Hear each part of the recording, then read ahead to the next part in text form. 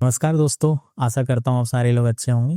तो अभी हाल ही में 26 जनवरी को 2026 के लिए पद्मश्री पुरस्कारों की घोषणा हुई है। उनमें से मध्य प्रदेश की 4 हस्तियों को पद्मश्री मिला है।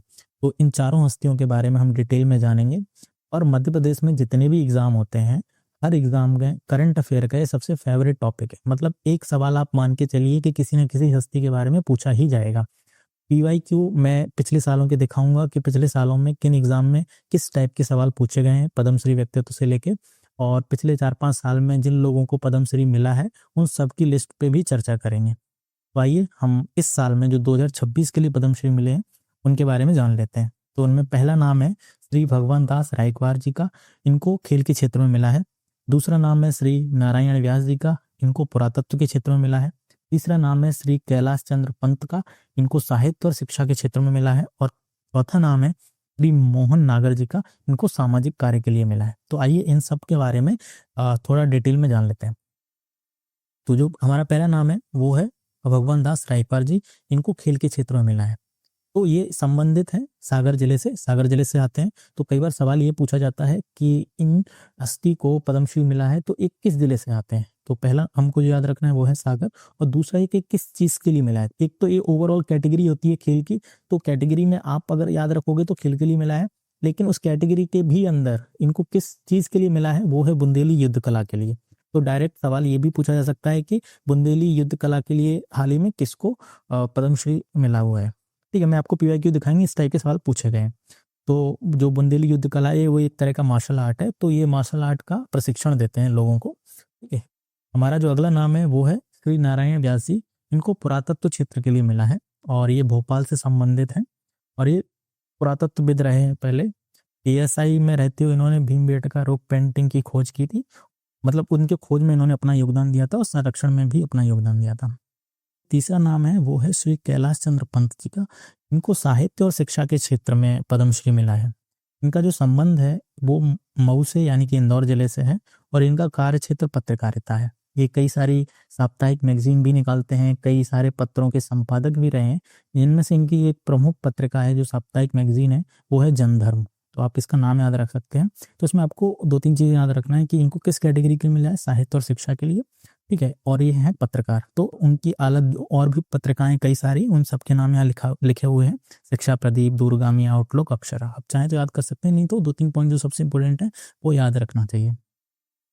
हमारा अगला नाम है श्री मोहन नागर, ये सामाजिक कार्य के लिए इनको पद्मश्री मिला है। ये बैतूल से संबंधित हैं और ये राजगढ़ में भी रहते हैं। तो कई बार आप दोनों नाम याद रखिए, इनका जन्म बैतूल में हुआ था लेकिन इन्होंने काम राजगढ़ में भी किया है।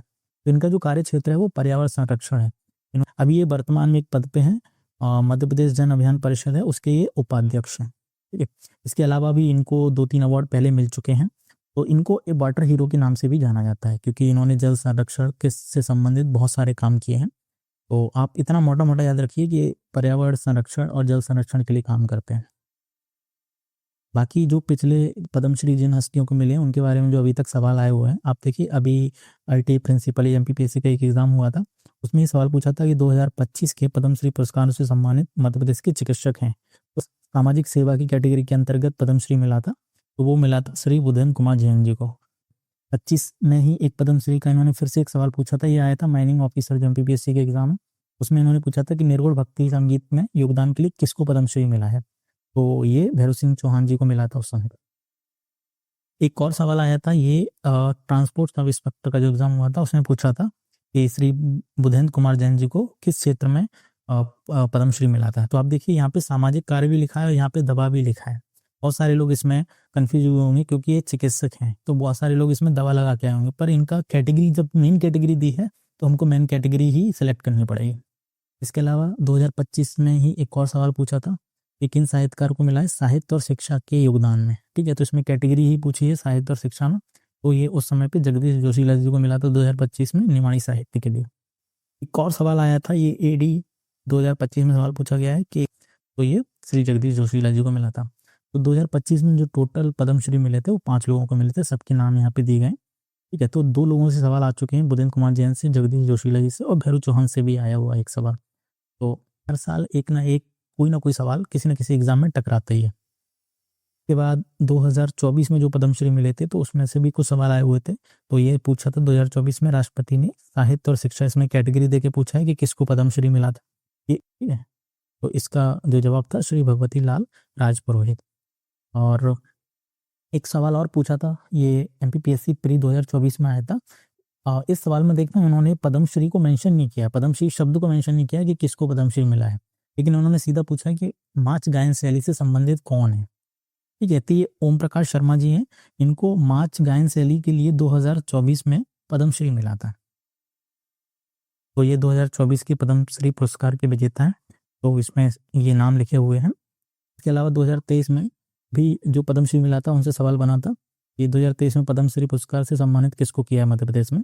तो इसमें 3 लोगों को पद्मश्री मिले थे 2023 में। ये 2023 में जो लोगों को पद्मश्री मिला था तो उन तीनों विभूतियों का नाम यहाँ पे दिया गया है।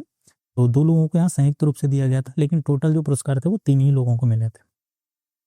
इसके अलावा 2022 में जो पद्मश्री मिला उनसे कुछ क्वेश्चन पूछे गए थे, सिर्फ नाम दे के पूछ लिया है कि ये किस चीज़ से संबंधित है। इन्होंने यहाँ मेंशन नहीं किया है कि पद्मश्री इनको मिला है कि नहीं मिला है, लेकिन हमको पता है कि इनको 2022 में मिला था, इस वजह से ये सवाल आया था। ठीक है, तो अवध किशोर जाड़िया जी साहित्य और शिक्षा के क्षेत्र में इनको मिला हुआ था। और एक सवाल और आया है 2021 में राम साहेब पांडे जी को पद्मश्री पुरस्कार मिला हुआ था, तो ये इनको राइन रत्न के लिए मिला था। देखो इस सवाल में भी उन्होंने पद्मश्री शब्द को मेंशन नहीं किया है, लेकिन उन्होंने पूछा इसीलिए है क्योंकि उस वर्ष इनको पद्मश्री मिला हुआ था। ठीक है, तो 2022 में जिन जिन लोगों को पद्मश्री मिला था उन सब विभूतियों के नाम यहाँ पे लिखे हैं। 5 लोगों को मिला हुआ था, आप पढ़ सकते हैं, स्क्रीनशॉट ले सकते हैं। इसके अलावा 2021 में जिन लोगों को पद्मश्री मिला था उनके बारे में क्वेश्चन पूछा गया था। ये असिस्टेंट प्रोफेसर 2024 में क्वेश्चन आया था। इसमें पूछा है पद्मश्री भूरीबाई जी किस जनजाति से संबंधित है। ठीक है, तो अब इनको मिला 2021 में था, लेकिन ये सवाल 2024 में पूछ लिया। तो जो जनजाति कला से संबंधित जितने भी व्यक्तित्व हैं उनके बारे में सवाल कभी भी आ सकता है, क्योंकि वो बहुत महत्वपूर्ण होते हैं। तो आप जिन जिन लोगों को पिछले 4 साल में जनजाति कला से संबंधित जितने भी लोग हैं आप उनके नाम याद रखिए। एक और सवाल जो प्री 2020 में आया था, ये पूछा था पद्मश्री भूरीबाई किसके लिए प्रसिद्ध हैं, क्योंकि उनको उसी साल 2021 में पद्मश्री मिला था। ठीक है, तो 2021 में जो पद्म पुरस्कार मिले थे उनकी लिस्ट दी गई है। पद्मश्री तो 2 ही व्यक्तित्व को मिला था, और जो तीसरी हस्ती हैं उनको पद्मश्री नहीं मिला था, उनको पद्म भूषण मिला था। ठीक है, तो अभी तक जितने सवाल आए हैं वो सब हमने कवर कर लिए हैं, तो कोई ना कोई आप इसमें से आपका एक सवाल फंस ही जाएगा।